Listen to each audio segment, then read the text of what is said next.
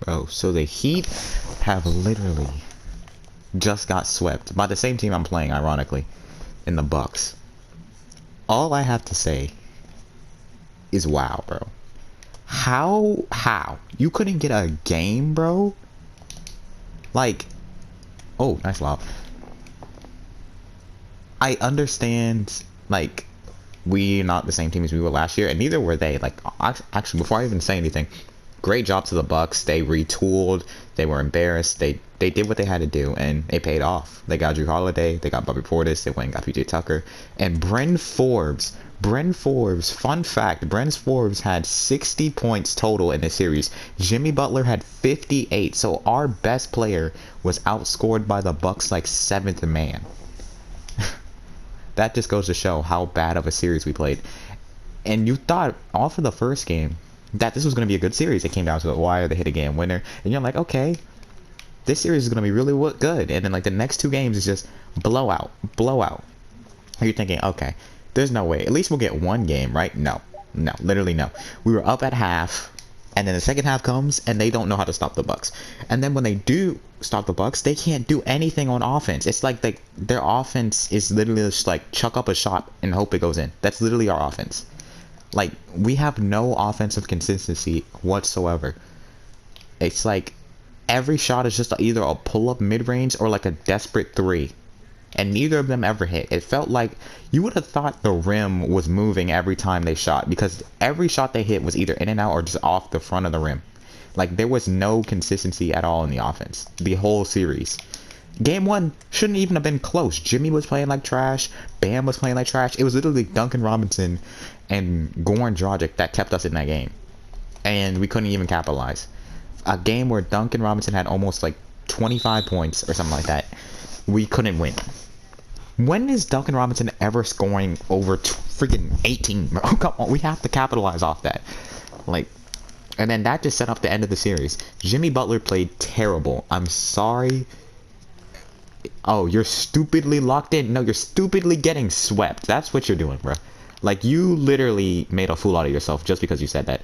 Bam, I don't know what happened to Bam. It just feels like Bam, all of his confidence just like washed away as soon as the playoffs started. Like, he didn't even look at the rim most of the time. He was just like trying to run a play every time he got the ball. Like, you have Brook Lopez on you. That man is a snail. Take him every play.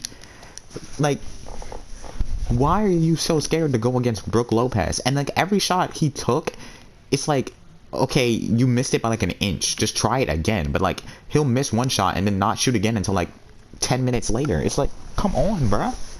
Be aggressive. Like, you were in Defensive Player of the Year conversation. You have the potential to be All-NBA. I doubt you will, but you have the potential to. Like, you're the second best player on this team. Some people think you're the most impactful player on this team. Like, take some charge. You're an all-star caliber player playing like a scrub. Like, but also, I don't want to put anything on Spoelstra, but there were some things he could have did better. Like, Brook Lopez and Giannis are both like 7 foot respectfully. Giannis is a little bit less than 7 foot. But don't you think it would be a good idea if your starting lineup's tallest player is 6'9"? Shouldn't we add a little more size to the starting lineup? Like, don't just try something else. Maybe try to put Deadman in the starting lineup. Maybe try to put Bielitsa in the starting lineup. Bielitsa's not that good of a defender, but he could have provided spacing. And maybe he could have just at least gave us a different look, because we couldn't get a single offensive glass, bro. We couldn't get any offensive boards, and 2, we continuously gave up offensive boards. And that was one of the main big problems we had all season, was giving up offensive boards to other teams. That was one of the biggest problems. That showed in the playoffs. Another big problem we had was perimeter defense. That showed up in the playoffs. We couldn't stop Bryn Forbes. Bryn Forbes. They were just leaving this man open half the time. Like, what are you doing? Like, I don't understand. Like, sometimes the zone's effective, and then sometimes it's like, why would you run it? It's like they have shooters all around the court, and they're starting to run the zone. Like, run the zone when Giannis is out there and stuff like that. Don't run it when it's like the bench unit and Chris Middleton. You know? And then people are This is what I hate. People are calling the Heat bubble guppies. That's low-key funny. But people are calling the Heat like bubble frauds and they're only good because of the bubble. This is what I have to say about that. The bubble had an advantage for every team, not just the Heat. Every team had an advantage. No fans. There was less pressure. So yeah, you could say the Heat took advantage of like the bubble, but every team had the same opportunity. Just because the Heat were the one to capitalize off it doesn't mean that they were only good in the bubble. Every team had the opportunity to do that. The Heat just took advantage of it way better than everyone else did. Because if that's the case, then the Bucks should have just drilled through us like they did this year. If that was the case, if the bubble was so easy and no pressure, then the Bucks should have destroyed us. But no, we destroyed them. You know? The Nuggets came back down 3-1. Like, the Clippers should have made the conference finals at least, right? No, because the bubble gave advantages to everyone, not just the Heat. It's so stupid when people say that. And now people are like, oh, the Heat are only good because of the fucking bubble win. Ooh. Like, shut up, bro. It's like, it's just annoying when people talk about that. But I think a lot of Heat fans hype our team up to be better than what we really are. Like last year, we were just a really good team that played great basketball, and we just had a great win. I'm not even gonna lie. Like, it wasn't a fluke or anything. Like, I don't think you can fluke your way to the finals. I don't think any team could just like win 3 consecutive games and get to the finals, especially convincingly. It's not like we were like out here winning games that we shouldn't have won, like games that like we got away at the last second. Like, no. Or like the other team making a dumb move. Like, the only questionable thing was probably that game 2 against the Bucks. That was only the one time where you were like, did they really deserve that game? But the refs just like screwed that game up, so it doesn't even count. But we convincingly won the East. Like, we swept Indiana when some people even said Indiana was gonna win. Like, they said if Sabonis was there, they would have won. If he's not there, it would have went 6. We swept them. Then we went to Milwaukee, where honestly a good bit of people actually had the Heat winning that series, and for good reason, because they saw how well we matched up against them. Then we went in 5. That no one expected that. People thought it was going to go 7. Then we played the Celtics, and we beat them convincingly. And then we get to the finals. We're the only team that got more than 1 game on the Lakers. Every other team they gentlemen swept. So we were the only team that took them to at least 6. We could say that. We still lost though. Still got dropped off. But hey, no one was really beating the Lakers that year, especially since we got 2 big injuries in the finals. But I think what the Heat need to do is retool. I'm not saying blow the team up, but like, we were kind of kidding ourselves. Heat fans were kind of kidding themselves, thinking that we were going to make another finals run with Kendrick Nunn as our starting point guard. Nothing against Kendrick Nunn. Kendrick Nunn has quality. Like, he's a solid, like, backup point guard. A starting point guard? No. I don't even know if they're going to bring him back. I don't know if I want. I don't know. Because we have to pay Duncan Robinson. Then we have to go out and get a 4, because we're coming back with Trevor Ariza. I'm sorry. Trevor Ariza should not be our starting power forward coming back next year. He's way too old. Iggy is also really old. Like, I don't know why we like having like these 37-year-old niggas on our team. Like, can we get a little bit of youth out here, please? But I think we should go after like Lowry, give him a little baby contract. He'll take a less cut. You know, he is like 35. Then we need to get like a power forward, because those are 2 of our biggest issues: perimeter defense and a power forward. And Lowry helps with perimeter defense. He gives us another scorer, which is what we need, because we just can't have Jimmy. Jimmy is not a reliable 3-point shooter, and that's the main of the game basically nowadays. So we need someone who can create their own shot, but also create their own shot from 3-point range. Jimmy can't do that consistently. Then we need to get a power forward, and I was thinking someone maybe like Otto Porter, maybe Oubre. I don't know if Oubre would fit though. DeRozan. If they want to go after DeRozan, I mean, I wouldn't mind. But if they could, I'm not gonna be a Heat fan and be like, oh, Kawhi Leonard. Like, I'm just trying to be realistic. I mean, maybe Kawhi, but if we got Kawhi, we would have no money for anything else. Like, we would just have to basically run it back with the same team except Kawhi Leonard, which honestly isn't that bad. But I think we still need a retool. Like, I think Tyler Hero needs to step up, bro. I'm sorry. You're not a rookie anymore. You can't have any more excuses, bro. You, like, Tyler Hero will have games. Like, people are just gonna bash Tyler Hero like, oh, we should have traded Tyler Hero for James Harden. I'm like, okay, first of all, we didn't even have the draft picks to do that. We have, like, no draft picks. We don't have a draft pick this year, so we barely had the draft capital to even do that.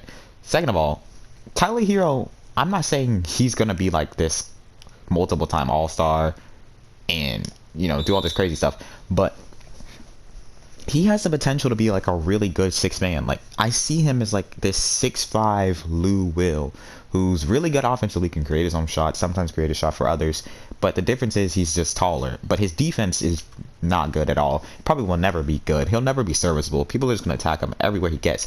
So when he's not scoring, it's literally 4-on-5 because they're just going to hunt him every possession. So he needs to step up just to be more of a reliable scorer. He's going to enter his third season, and he needs to just be better, bro, because people are just going to slander him over and over again, and for the right reasons too, because he's literally like acting like he's more of a celebrity than a basketball player. At the end of the day, you're a professional. You're not a rapper, nigga. You're not Jack Harlow, okay? You're a basketball player, bro. But there will be some games where it's like, oh my god, Tyler Hero just had 24, 7, and 3. And then there's other games where it's like, Tyler, how did you go 4 for 12 from the field or something like that? Not even that, like 2 for 12. It's just like, come on, bro. You got to be consistent with it. Bam has potential to be a top. I think Bam is a top 5 big in this league. I thought that coming into the season. I still believe it. I do. But he has to be much more aggressive. Because you would think, oh no, he just has to be consistent. Well, if he's not aggressive, he's not going to be consistent. And if he's not confident, he's like starting to, he's developed a really nice mid-range shot. But he just like only shoots middies now. It's like he doesn't drive anymore. Like, develop some type of footwork, bro. Like, you just be like stumbling once you get in the paint.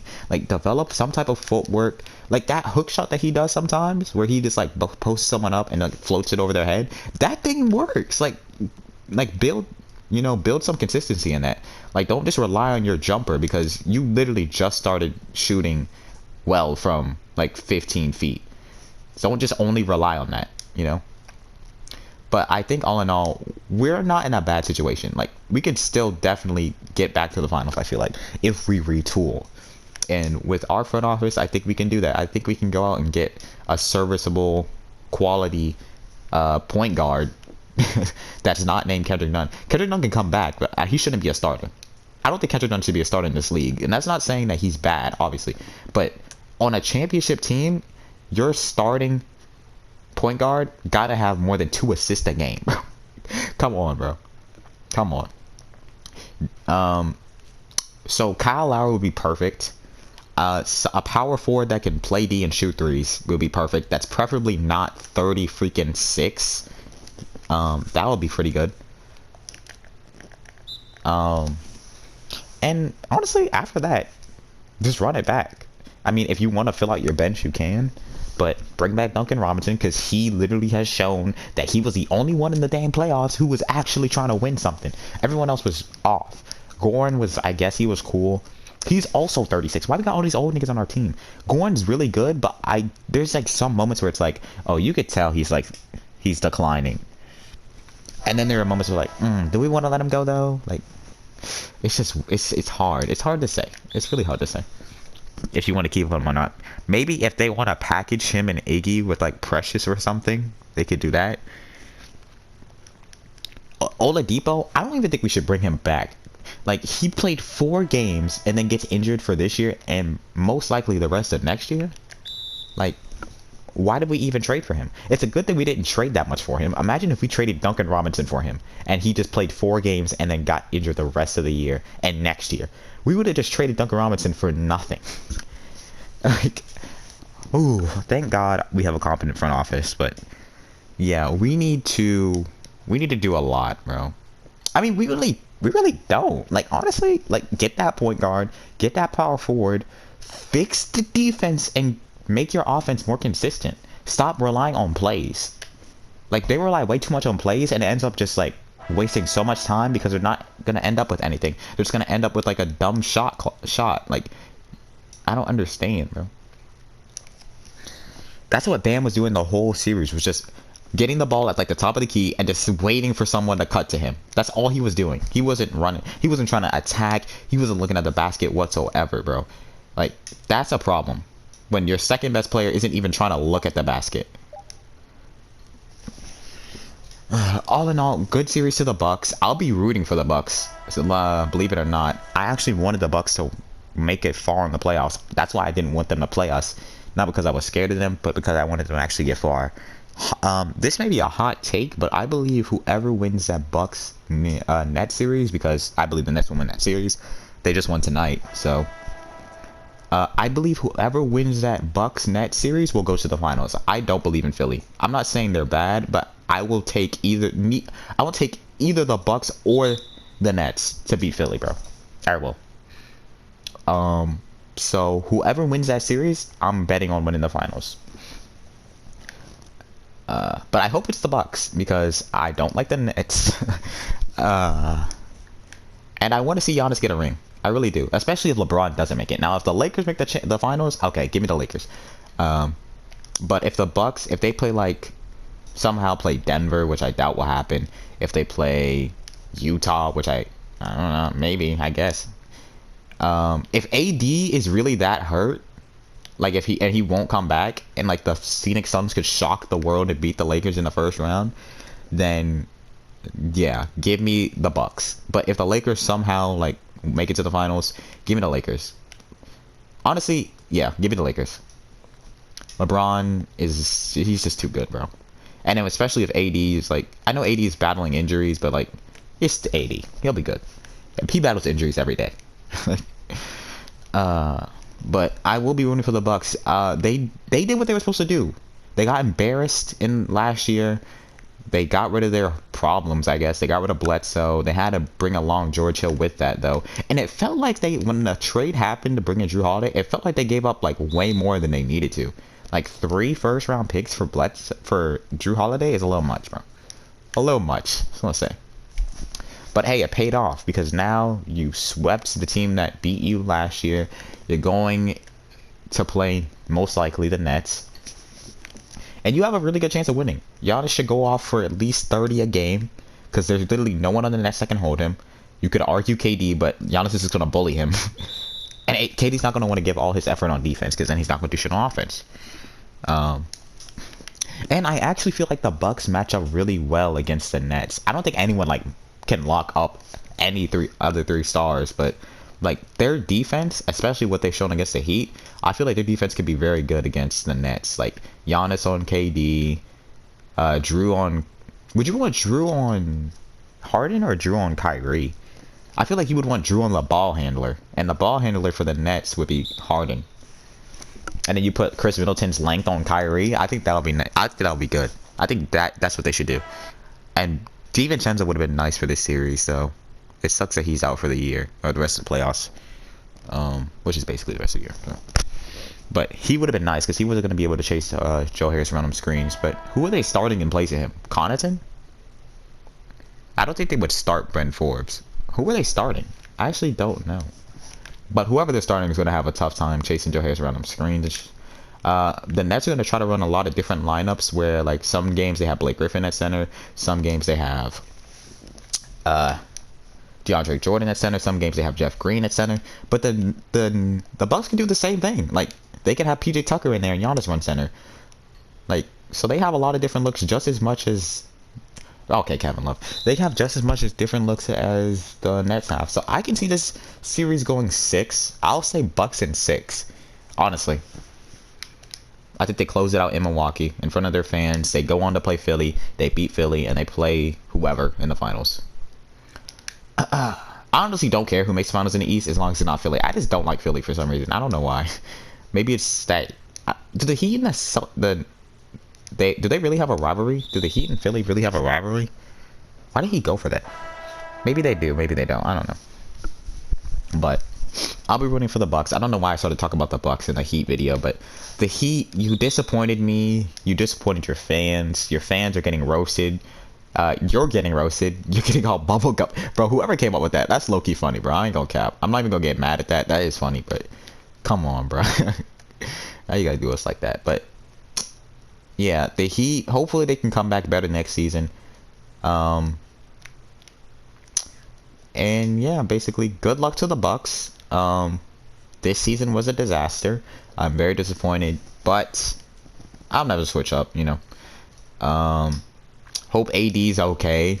I heard that he might be out for Game 6 or Game 5, excuse me.